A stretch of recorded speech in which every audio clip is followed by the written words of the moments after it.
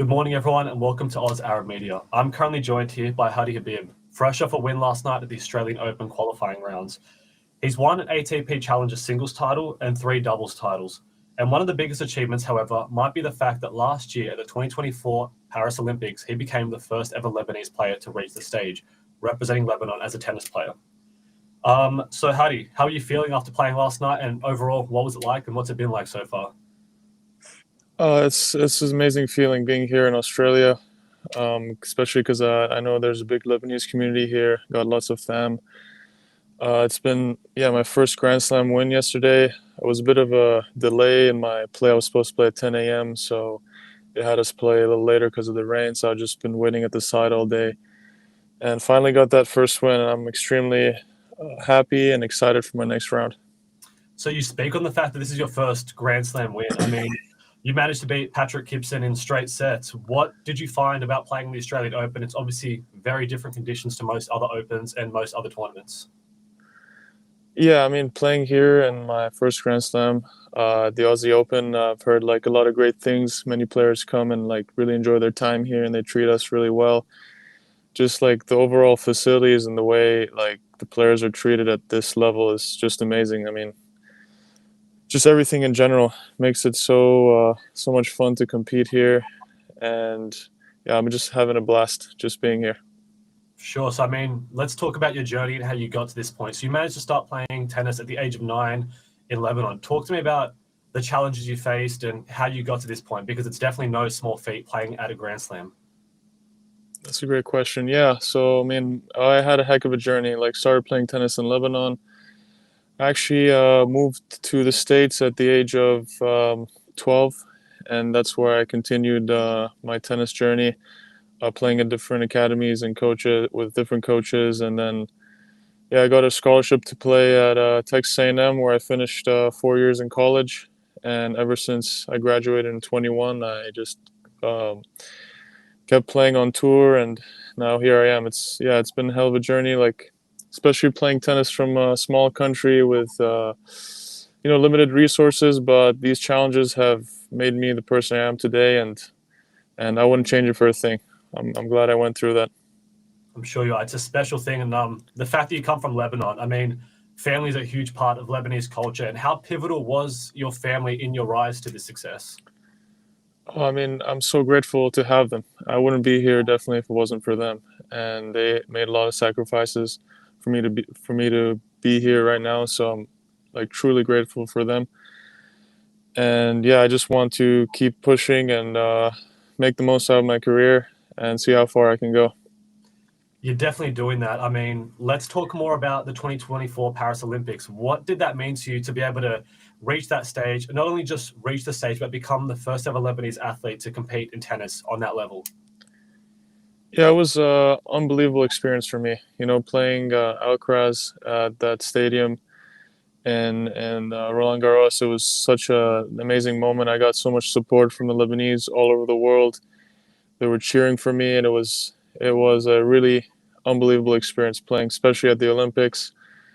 Seeing all the athletes there, like yeah, I mean, I couldn't have asked for a better moment in my life. So, like, you managed to make it not just to the Olympics, but versus Carlos Alcaraz, arguably one of the greatest tennis players of all time. How did you approach that match? And I suppose, what were your biggest takeaways from competing on that level? Yeah, I mean, wasn't like I wouldn't say I didn't have the best preparation going into that because everything happened so last minute. That initially I was supposed to play just in the doubles, and then the rules in the Olympics is like if a player pulls out, then the first singles player with the highest ranking gets to play as an alternate. And so everything happened so last minute.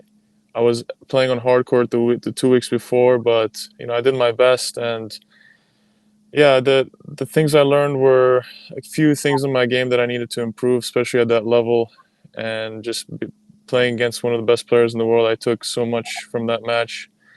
Now working with my coach on different things to improve my game, so it was a great learning experience for me playing at that level. Sure, I'm sure it would have been. I mean, were there any preparations and stuff you learned from that that you've then taken as preparation in terms of taking to the Australian Open to here with you now? Yeah, definitely. I mean, it's like a different ball game, honestly. I just had to kind of look at it as a tactical way and also physically. I mean, playing Alcaraz, one of the most fit players on tour, so I could take away some things that, how fast he is on the court, for example, or his ball speed. So I try to work on myself in the off season to try and get to that level of fitness. But I mean, it's just a continuous learning process. So it's every match we're trying to learn different things. So I'm glad I had that match experience, and definitely going to help me moving forward. For sure. I mean, that would have been a huge challenge, but there might be no challenge bigger than coming from a smaller nation, having to represent them when the scale is large that you have. So, I mean, what can you tell us about the challenges that you've faced so far, having to represent Lebanon on a global stage and how you've overcome them? Obviously, becoming such an inspiration to a lot of people, I'm sure. Yeah, that's a great question. So I mean, playing for Lebanon, such a small country, it's not really they don't really have too much emphasis on sports. Like it's isn't really a big thing over there. I mean, being an athlete is very difficult with the lack of like resources and training and competition there. That's why initially I moved to the States. I was fortunate, lucky enough to be able to move there to help my tennis. And yeah, I mean, representing a smaller country with obviously lack of funds, I had to um, kind of help myself and find my own ways in a way. So that's been like a difficult journey. I initially started playing without a coach or a base, with lack of structure, and then I got to a certain ranking where all that was needed. So I started to invest in myself more, and it's been paying off. It's definitely been paying off big time, man. I mean, the fact that you've made it this far and probably are such an inspiration to so many young and up and coming tennis players is a testament to the fact that you've had to, I guess, go through so much and work so hard to get to this point. So, more on that, how do you view your role in inspiring the next generation of tennis players, not just within Lebanon, but I suppose across the entire world? Yeah, I would definitely say that don't put limits on yourself and your surroundings. That if you want something bad enough, you'll find a way to get there. And yeah, I would just love for every kid to dream as big as possible, and they can achieve anything they want to with the right mindset and attitude. Anything's possible.